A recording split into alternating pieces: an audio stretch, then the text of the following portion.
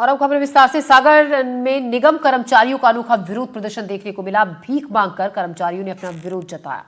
3 महीने से वेतन नहीं मिलने से कर्मचारी परेशान हैं। वेतन का भुगतान न किए जाने पर आंदोलन की चेतावनी कर्मचारियों ने दी है। इस वक्त की बड़ी खबर,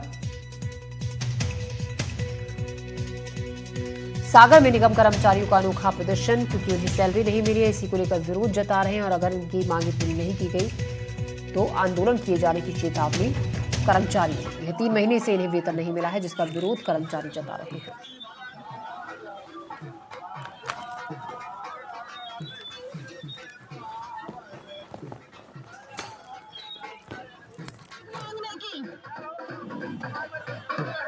सरकारी कर्मचारी से अच्छा तो सब्जी वाले, ठेले वाले।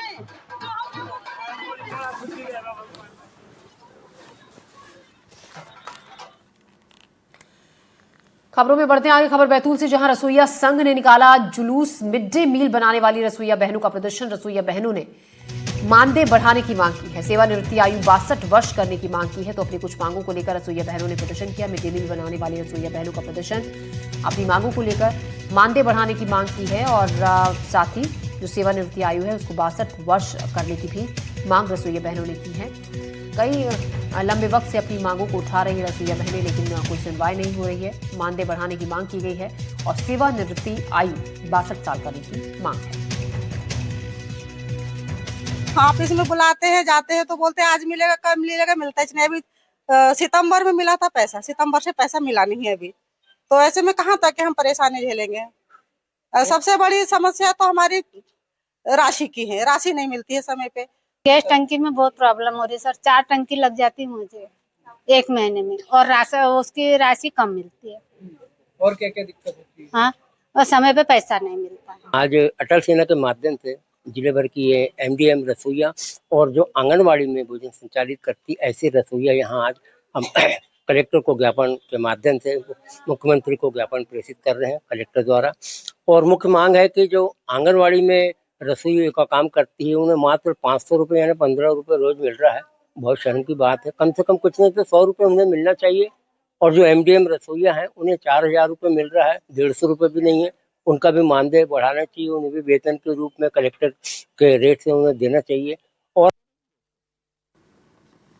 खबरों में बढ़ते आगे। खबर है धार से, जहां करंट की चपेट में आया बच्चा। करंट लगने से गंभीर रूप से झुलसा, बच्चे को अस्पताल में भर्ती कराया गया है। पतंग उड़ाने के दौरान यह हादसा हुआ था। दौलत नगर इलाके में यह हादसा हुआ था।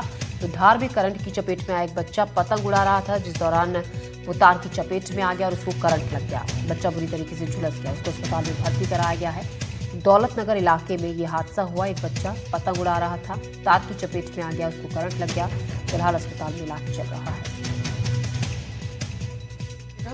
छत पर पतंग उड़ा रहा था, हाथ में रॉड थी इसके, तो 11 केवी जा रही है घर के जस्ट पास से, तो बच्चे को खींच लिया उसने।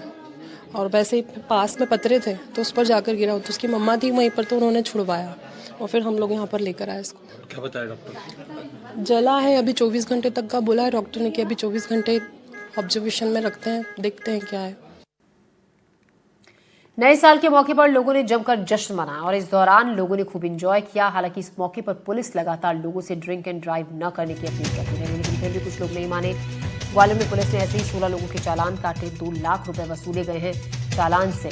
लेकिन इस दौरान एक खास तस्वीर भी देखने को मिली। एक तरफ जहां पुलिस चालान काट रही थी, वहीं पर एडिशनल एसपी अनु बेनीवाल का एक वीडियो जमकर वायरल हो रहा है। अनु बेनीवाल ने इंदरगंज चौराहे पर शानदार इंतजाम कराया। पुलिस विभाग की तरफ से लोगों के लिए गर्मा गर्म दूध की व्यवस्था कराई गई और लोगों को दूध पिलाने के बाद अपील की गई कि वो नशे से दूर रहे। रवैया यही था कि जितने भी लोग हैं जो बाहर पार्टीज़ कर रहे हैं या घूम रहे हैं वो सुरक्षित तरीके से अपने घर पहुंच जाएं, यही हमारा मुख्य उद्देश्य था। तो हमने कोशिश करी कि हम स्ट्रिक्ट एनफोर्समेंट करें। एनफोर्समेंट के अंदर हमने ज़्यादा से ज़्यादा चालान भी बनाए हैं। चालान में ड्रिंक एंड ड्राइव देखे तो 16 चालान थे। उसके अलावा 180 अलग चालान भी बनाए गए हैं अन्य धाराओं में, जिसकी लगभग कीमत जो है 2,38,000 बनती है। साथ में एक सॉफ्ट पुलिसिंग के तहत में हमने नया इनिशिएटिव भी चालू किया, जिसमें जन भागीदारी के द्वारा इंदरगंज चौराहे पे दूध का स्टॉल लगाया गया था, जिसका मुख्य उद्देश्य था कि आप नव वर्ष की शुरुआत जो है दारू से नहीं दूध से कीजिए, ताकि हमारा युवा जो है नशे से दूर रहे एवं अपनी फिजिकल हेल्थ और सोशल हेल्थ के लिए भी अच्छा सोच सके। धार के रहने वाले 3 साल के नन्हे बालक महिमन मंडलोई ने एक बड़ा मुकाम हासिल किया है। महिमन मंडलोई ने इंदौर में आयोजित 2 प्रतिष्ठित ऑल इंडिया शतरंज प्रतियोगिता में शानदार प्रदर्शन किया और यंगेस्ट प्लेयर का खिताब अपने नाम किया। इतनी कम उम्र में राष्ट्रीय स्तर पर पहचान बनाकर महिमन ने न केवल अपने माता पिता बल्कि पूरे जिले का नाम रोशन किया है। इंदौर में आयोजित इंडिया ओपन चेस टूर्नामेंट में FCC all India rapid chess tournament में महिमन ने अपने से कई गुना बड़े उम्र के खिलाड़ियों के साथ मुकाबला किया।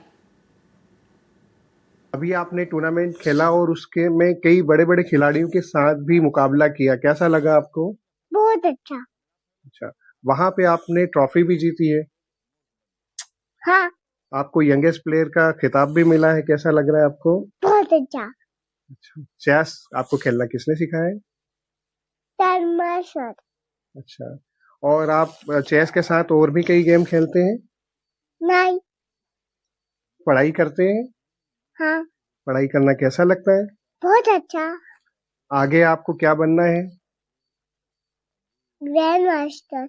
अच्छा, चेस कंपटीशन आप देश के लिए खेल करके विदेश से भी जो है अपना नाम रोशन करेंगे देश का हाँ, और ट्रॉफी लाएंगे। हाँ, कैसा लगता है जब आपका इतना छोटा बच्चा जो है बड़े बड़े खिलाड़ियों को बहुत प्राउड लगता है हमको। तो हमारे लिए तो ये बहुत बड़ी बात है कि इतना छोटा बच्चा इतना शतरंज को समझ रहा है, क्योंकि हम लोगों को अभी तक शतरंज नहीं आती है और वो इतनी कम एज में शतरंज को समझ रहा है, खेल रहा है, वो बहुत कॉन्फिडेंस के साथ खेलने लगा है। अब तो हमको बहुत अच्छा लगता है। इंदौर में किस तरह का कंपटीशन था और किस तरह से पार्टिसिपेट किया? एफसीसी ऑल इंडिया का ओपन रैपिड चैंपियनशिप था, उसमें 8 राउंड हुए थे। तो रैंडमली किसी भी एज का अपोनेंट सामने रहता है बच्चे के, उनके साथ उसको गेम खेलना रहता है। माहिम से जो लोग compete कर रहे थे उसके बाद उन्होंने गेम का एक्सपीरियंस क्या शेयर किया आपके साथ?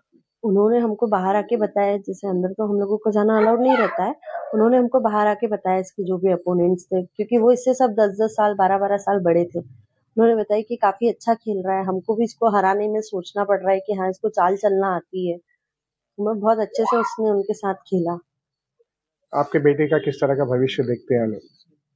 जैसे उसका मन है कि मम्मा मुझे ग्रैंड मास्टर बनना है, तो हमारा तो पूरा सपोर्ट है। अगर वो चाहे तो बिल्कुल हम उसको सपोर्ट करेंगे ग्रैंड मास्टर बनने के लिए। आपका नाम? मेरा नाम डॉक्टर शिवानी मंडलोई है।